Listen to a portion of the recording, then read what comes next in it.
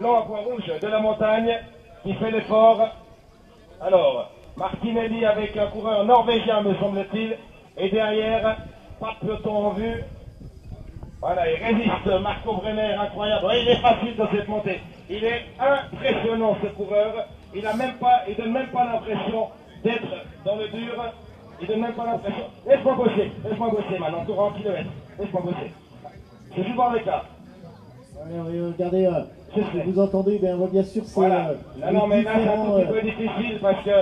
un tout petit peu difficile parce qu'on n'a pas eu l'occasion. Alors, la situation, Marco Brenner, Martinelli, le maillot rouge à pois, blanc à pois rouge intercalé, et derrière 3-4 hommes qui sont en train de rentrer.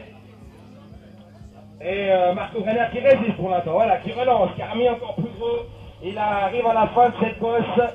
Marco Brenner avec allez, une dizaine de secondes, 8 secondes d'avance, toujours sur Martinelli. C'est un bras de fer. Martinelli aussi a un petite taille, petit format, un garçon véloce, comme un petit peu Marco Brenner. On pourrait presque dire des garçons frêles, mais quand on voit cette moyenne qu'ils sont en train de nous imposer dans ce Tour du Pays de Vaud, c'est vraiment incroyable. Voilà. Et surtout on est en train d'entrer, voilà, on entre sur les pistes de la place d'Armes. Marco Brenner toujours en tête. Marco Brenner qui va aller au bout. Il arrive au panneau des 2 km. L'Allemand à 2 km avec quelques secondes d'avance. Mais il a fait une montée à un tel rythme que... Allez, mesdames et messieurs, nous sommes ici sur l'aire d'arrivée. Vous êtes, j'imagine, peu nombreux, mais la qualité est là. Tout à l'heure, nous allons carrément accueillir un extraterrestre qui aurait l'air d'une couleur jaune, celle du leader de ce 51e Tour du Pays de Vaud. Oui, je t'écoute. Une information, on est sur une longue rectiligne, un léger faux plat monté avec le vent, un petit peu de face qui en parlait tout à l'heure, et Marco Brenner qui est seul face à un groupe qui s'est organisé. Marco Brenner qui arrive à la flamme rouge, Marco Brenner qui va certainement venir s'imposer et remporter son 3e succès consécutif. Moi, j'ai pas souvenir, ça fait 23 ans que je commente le TPV, j'ai pas souvenir d'avoir vu un homme remporter 3 étapes, et je sais pas si dans les annales depuis 67, eh bien, on a pu vivre ça. Non, c'est fait, Marco Brenner va s'imposer, il a même creusé son avance par rapport à Martinelli, le porteur du maillot blanc à pois rouge. Marco Brenner qui est à 600 mètres de l'arrivée et qui va remporter cette étape,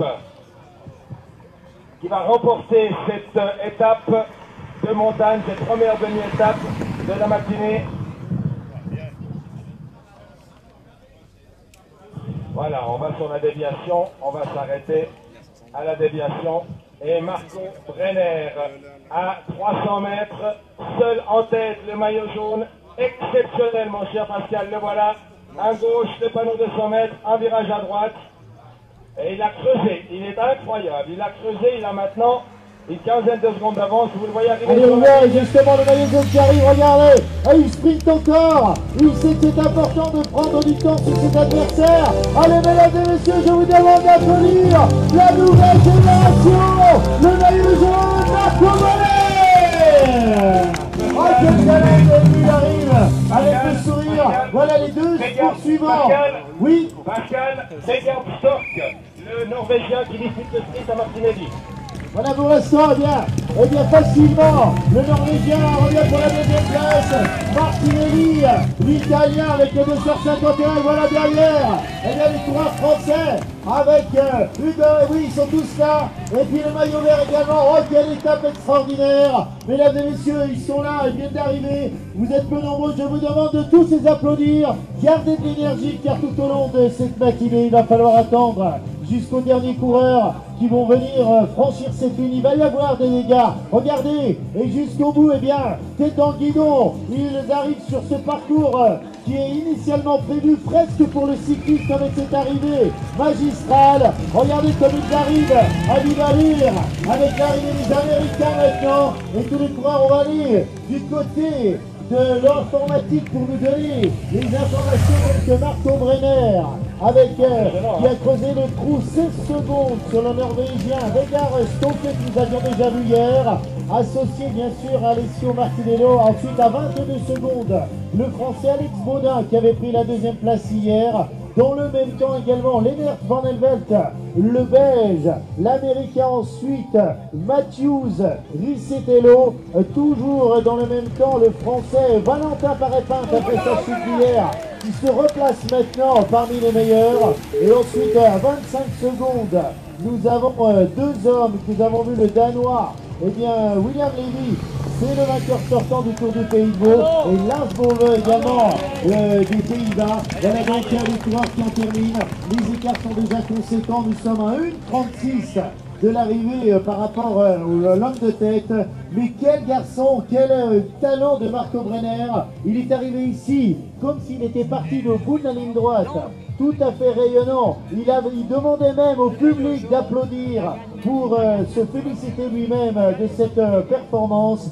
Le Marco Brenner que nous voyons dans ce Tour du Pays de Vaud a au moins 3 à 4 pointures en dessus de tous les coureurs. Et Dieu sait si nous devions faire une comparaison par rapport à la taille de tous ceux qui étaient au départ tout à l'heure. Et on peut dire qu'il faut vraiment regarder le classement pour prouver que c'est pas obligatoirement la musculature, en tous les cas le physique imposant qui est déterminant pour permettre d'être le meilleur sur les routes du Tour du Pays de Vaud. Certes, il est intelligent, on nous avait parlé ce matin, mais surtout Marco Brenner a un moteur très particulier, c'est le cas de dire. On peut presque le comparer à une Formule 1. C'est une Formule 1, il va falloir confirmer dans l'avenir sur les routes européennes et mondiales pour permettre de continuer cette belle aventure. Nous avions eh bien l'Américain Costa qui nous avait impressionné, mais là c'est encore une autre catégorie, car vous avez vu, Costa, il arrivait, il se couchait à l'arrivée, je me souviens, il y a quelques années de cela, il avait tout donné, mais lui il arrive souriant, comme si rien ne s'était passé.